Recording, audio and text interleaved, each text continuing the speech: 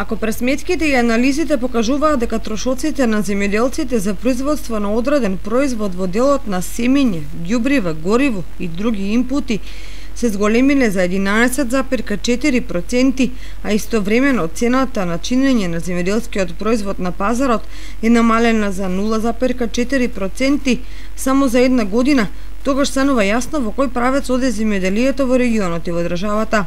Станува јасно зошто се поголеми површини и правокласно земјоделско земјиште остануваат необработени дури и во ризовите полиња. Пресметките на земјоделците за трошоците за репроматеријали и остварените приходи во услови на девалвирачки откупни цени практично делуваат дестимулативно, особено кај индивидуалните производители. Поради тоа, младите бегаат од селата и од нивите за екзистенцијата да ја бараат во други дејности и во странство. Како последица на тоа, во последните години актуелна е појавата на купопродажба на земјоделското земјиште, која поради поголемата понуда од побарувачка предизвика пат на цените за 30 до 50%.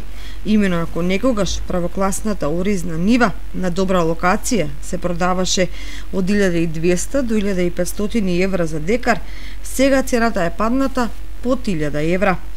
Вкупните негативни состојби и тенденции се последица на немање стратегија за развој и одржување на земјоделскиот сектор, како и долгорочна аграрна политика, со што во основа се загрозуваат опстанокот на земјоделците и производството на храна.